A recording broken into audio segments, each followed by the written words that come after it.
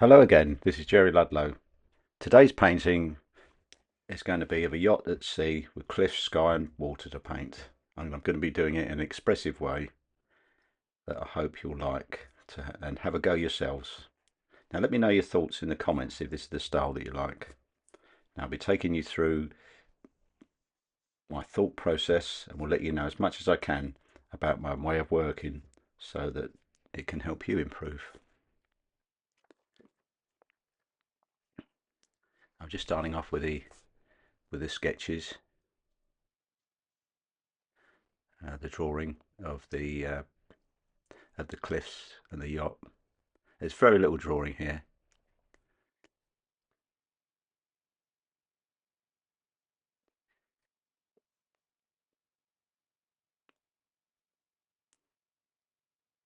The horizon line is going to be quite high with just a little sky. This is all about painting the sea, and then the cliffs are going to be coming from the left hand side. Now put the main feature of the painting slightly to the right, which is going to be the yacht which I've just painted, and the rest is just going to lead your eye into it. I don't want to do too much painting here, too much drawing here, because it's going to be mostly done with the paintbrush. I'm using a 4B pencil, which is quite soft and easy to rub out.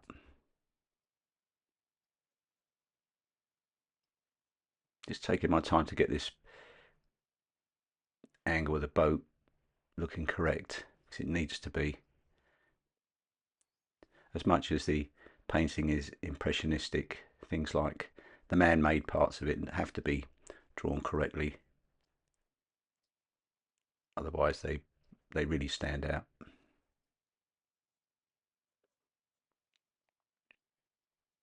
And I'm going to make sure that the sail of the yacht is going to be connecting with the sky, and the sky is going to be connecting with the distant cliffs.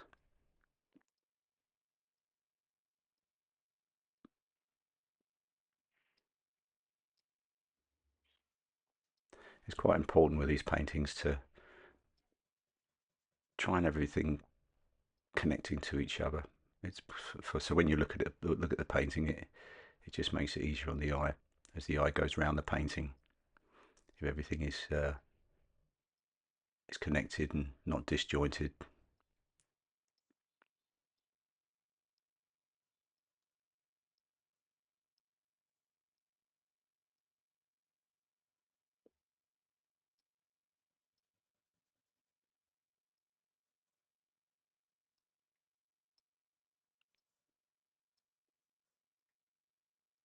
The pencil's fairly dark, so hopefully you can see the lines of my drawing. As I say, there's not too many of them.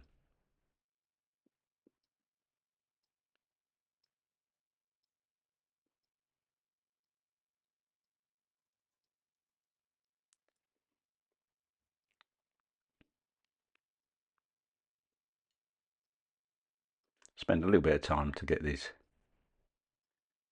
yacht correct,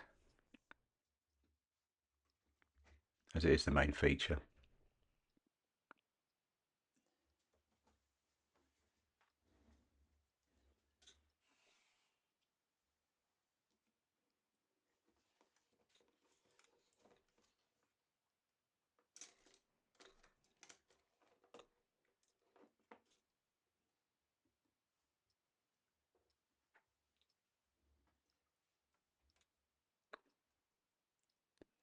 Now I'm going to be starting the painting from the top and working down, which is the traditional way of working, and I do it most times with landscapes.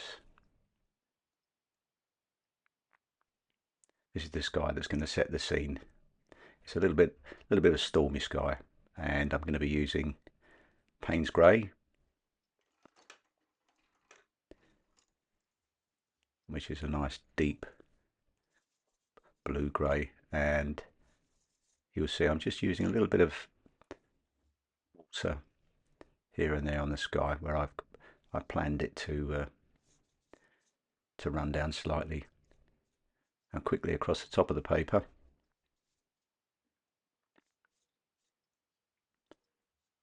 Leaving some nice sparkle behind as I go, mindful of the sail. Going to leave the plain paper as the clouds.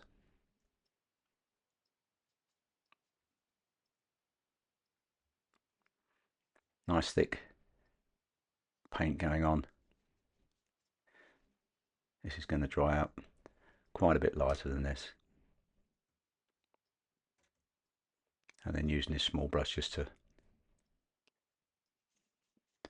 do the lower part, maybe a bit of rain or something like that. Looks like it's going to be coming off the clouds.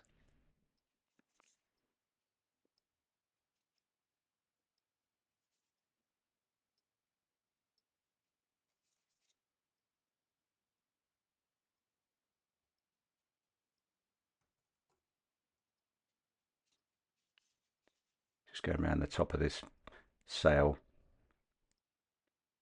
kind of framing it.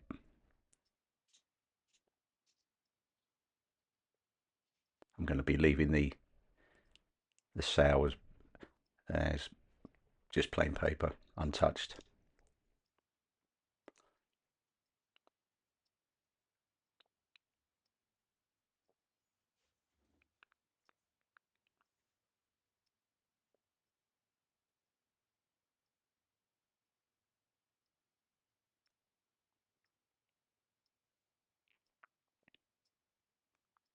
Putting in the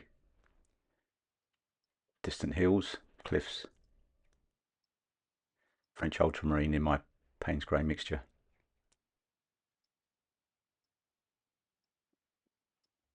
This is a nice grey blue. When it dries, will look like they're quite far in the distance.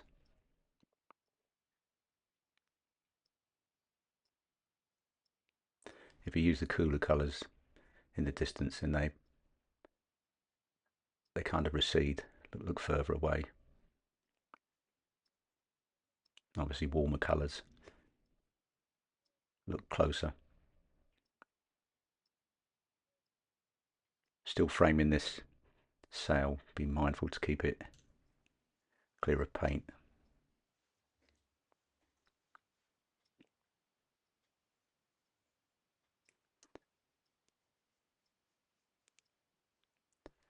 And now bringing in the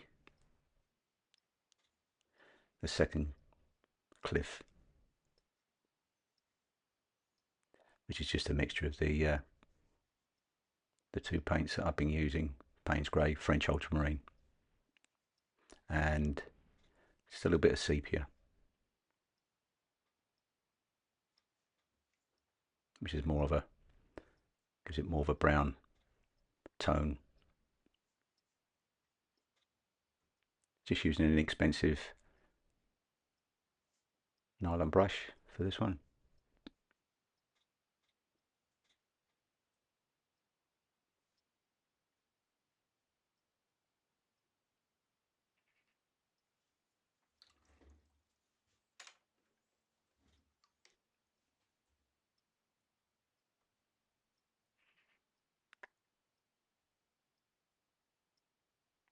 Now this is part here, the sea.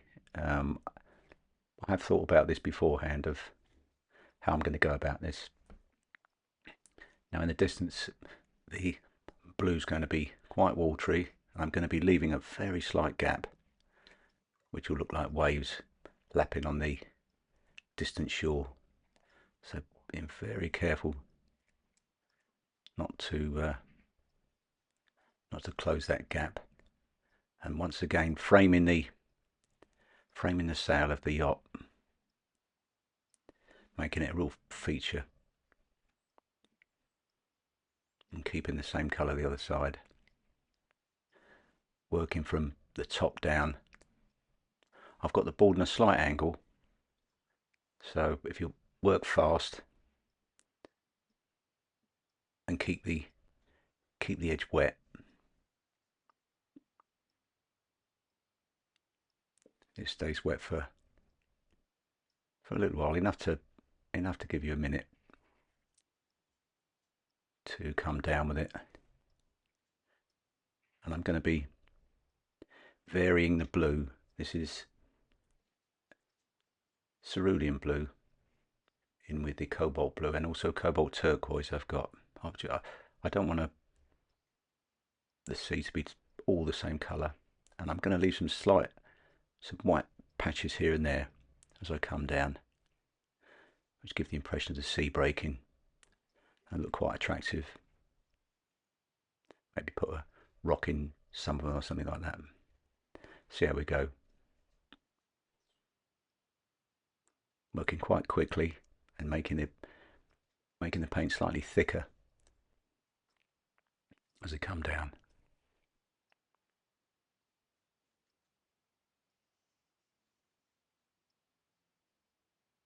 Still leaving those areas with a little bit of white.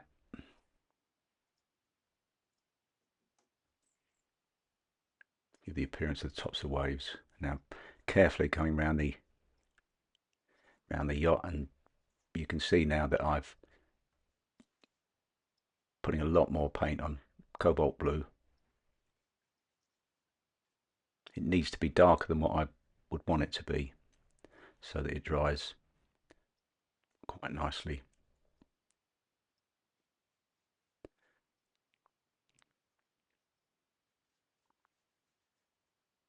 The big areas like this, you need to plan what you're going to do before you start and what colours.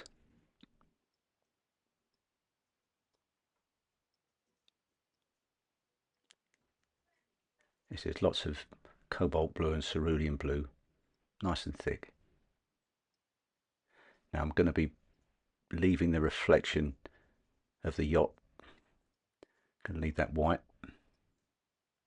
So I've marked that in pencil, which I'll keep just to one side of the pencil so I can rub that pencil mark out. You know, see it when the paint is finished. Just a good guide for me when I'm working quite fast or where I need to stop.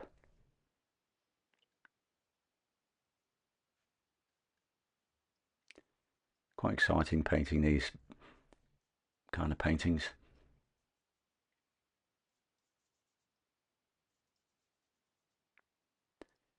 Nice fast movement of the what is a small mop, and this particular one is one of my favourites. I've probably been using it for 20 years. It's very difficult when you get attached to brushes. I mean, the end comes off now every now and then because the wires are not particularly tight anymore. But I do like to use it, and it's worn quite nice. And I like to use it on trees as well.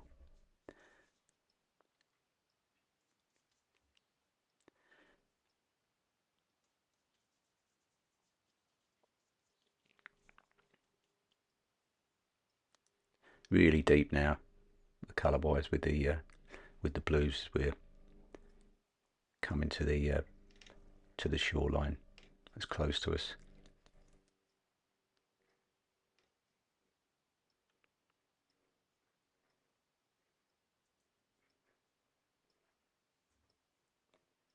Starting on these rocks, cliffs, and using some real nice earth colours, burnt sienna,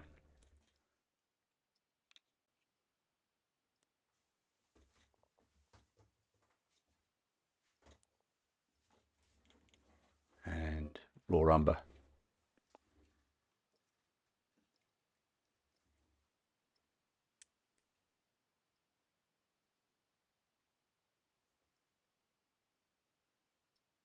Just putting in some rock shapes.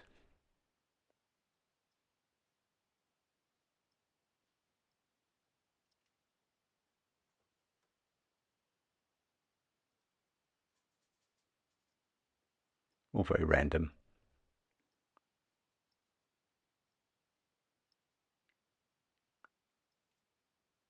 Trying to make sure that I don't put two shapes the same in this, as it would be if you were looking down at some cliffs.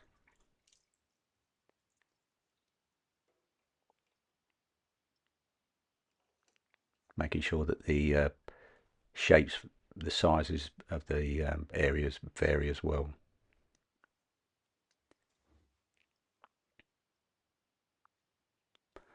And straight in with some dark, which is neutral tint. Looks a bit too dark. I may work on that in a little while. Tone that down a little bit. Just using a small nylon brush.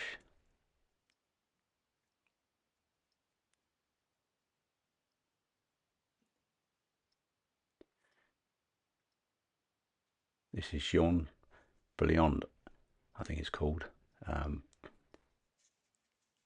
which is really raw sienna and white, but it's a cracking colour for doing rocks, and I use it in skies as well.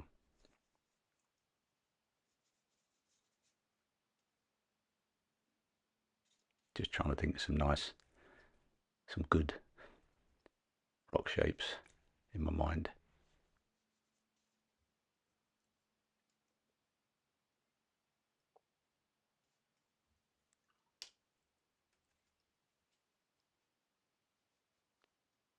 Don't have too many the same tone, same colour. So I can vary this colour a little bit with some water.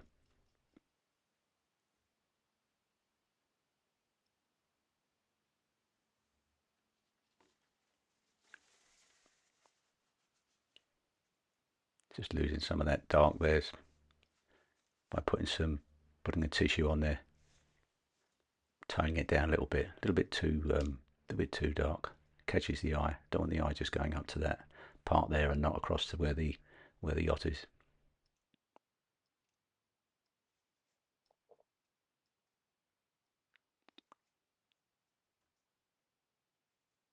There's some real lovely warm colours coming now. Burnt sienna, neat, straight out of the pan.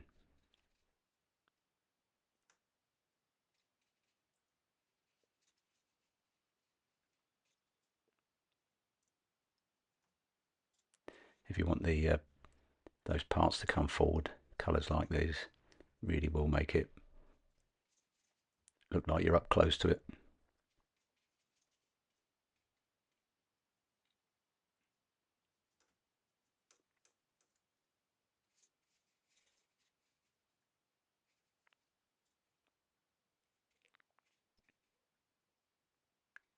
Trying to get some broken marks here with the brush as well, just to give it a variety of strokes.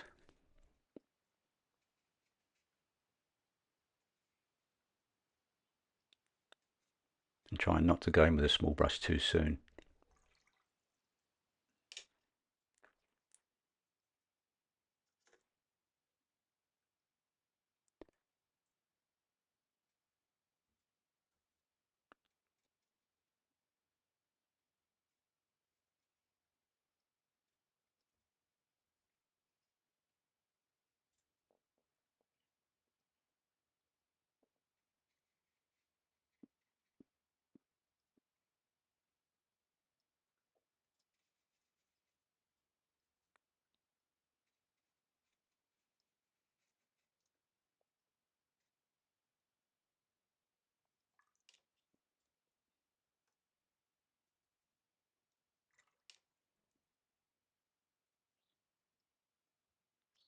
Decided to bring the water in closer to the shore there. It's looking too much of a wedge shape with the rocks, so this will break it up nicely. I can get away with merging it into the existing colour. There's quite a lot going on with rocks and things.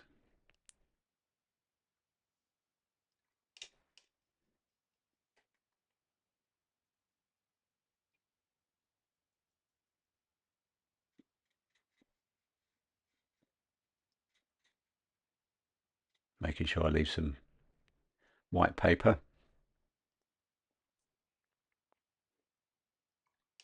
Give it some real sparkle. Like it's one of those days where it looks like it's going to rain, but the sun's out.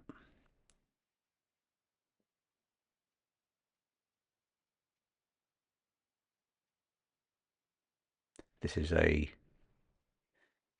green made with sap green and some grey in it.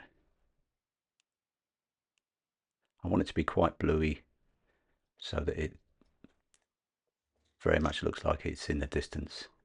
And this is the grass or whatever on top of that closer cliff. And I've left a very slight gap that looks like the waves breaking on the shore there, which looks quite effective, and it's something I don't always remember to do. Sometimes I forget. Don't leave the gap.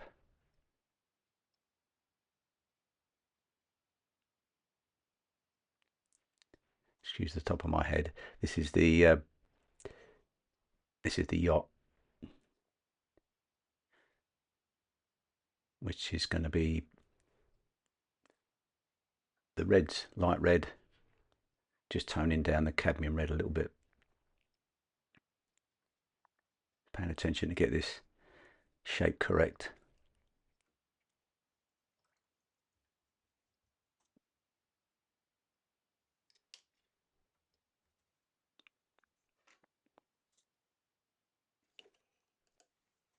As you can see, it's taken very little time really to get the painting to this stage. It's good fun doing these ones. And if you're like me, quite impatient to finish a painting, and these are ideal. They look very nice when they're framed afterwards. And they're really all about planning it out before you start. Very watery grey, mostly water, just to be a little bit of shadow on that large sail on the yacht.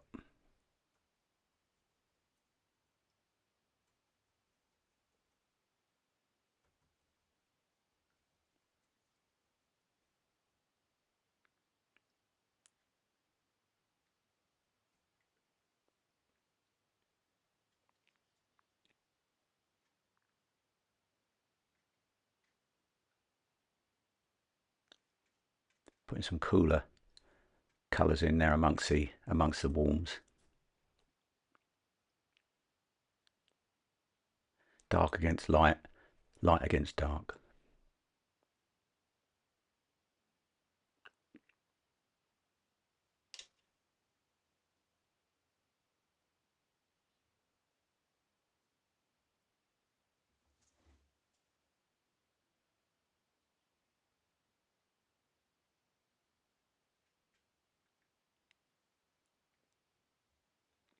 Putting in some real darks now.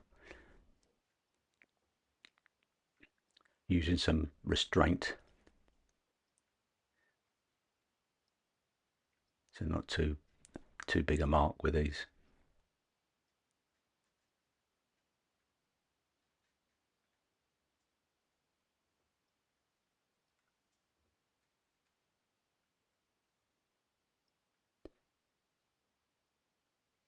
The thing with painting rocks and this kind of scene is to just make everything kind of random and natural, like it would be in nature.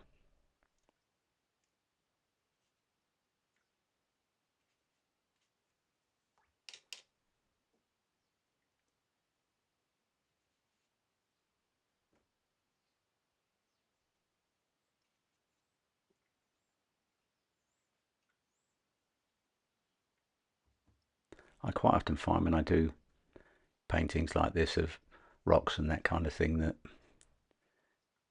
once I've finished it, I'm very much aware of the marks that I've made. But if I look at it a few weeks later, haven't looked at it at all, and come back and look at it like I'm looking at another person's painting it, I then can sort of get a look at it as though you're looking at it now, if that makes sense. Still not using a really small brush.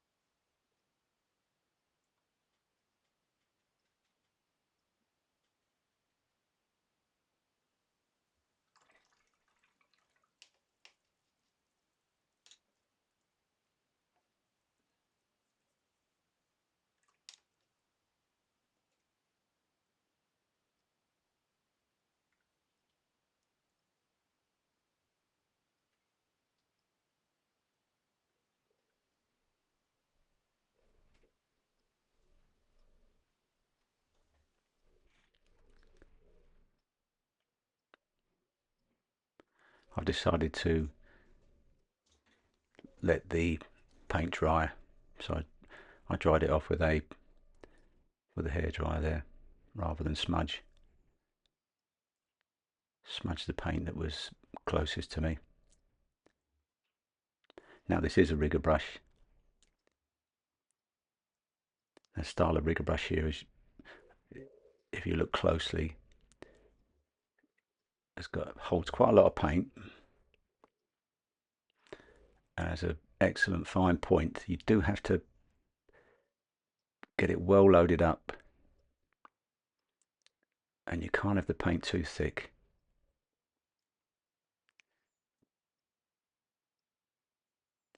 That's why I keep going back to the paint, which is neutral tint, by the way. And I'm going to be putting in some of these cracks and things on the rocks, and some ripples on the sea, and I'm also putting just a few marks on those cliffs in the distance, because it's the way I like to paint sometimes. Just giving things a slight outline makes it quite interesting. I suppose I'm using this brush as I would a pen, really.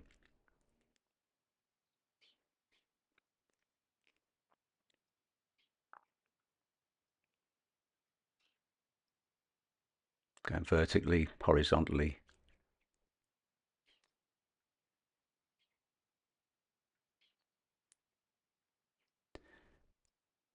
As an artist, you have to make quick decisions sometimes just to keep it flowing,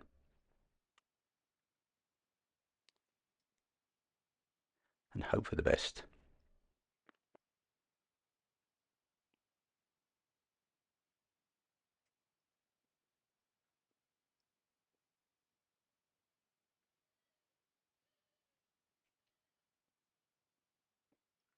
Once again, restraint, try not to do too many. Just an indication.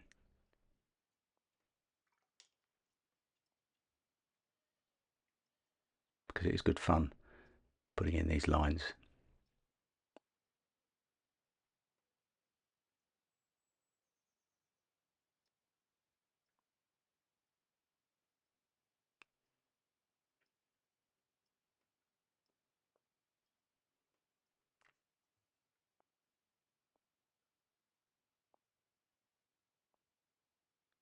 Every now and then just stepping back and having a look at the painting overall, and just adding very subtle lines here and there. so the distance looks in keeping with the foreground.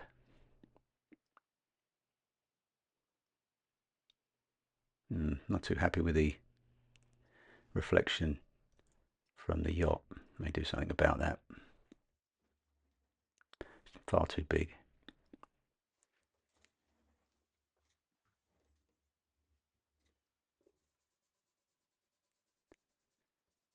Now the paint's dry and I'm losing those pencil marks. Having that, keep that sail nice and white.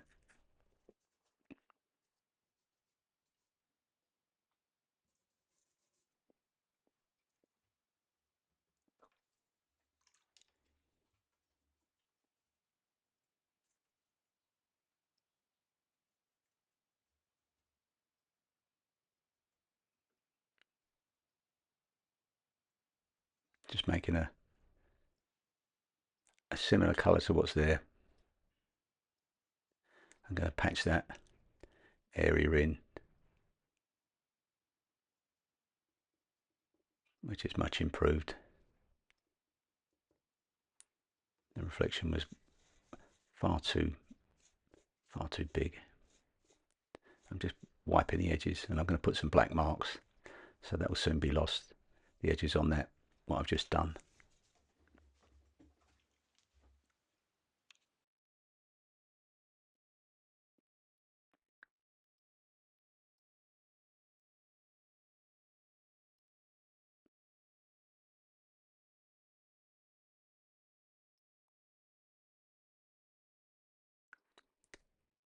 Last touches on the yacht itself, and putting some of those ripples across the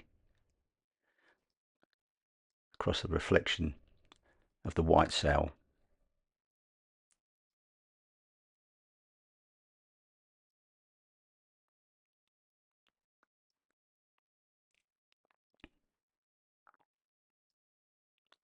Just taking off the masking tape, which is just regular decorating masking tape, nothing fancy. Give it a nice edge to it, and I haven't gone quite down to the bottom of the paper, which is something I do sometimes. Just makes the painting look a bit more arty. And there you are. Hope you enjoyed that, and hope you'll join me again.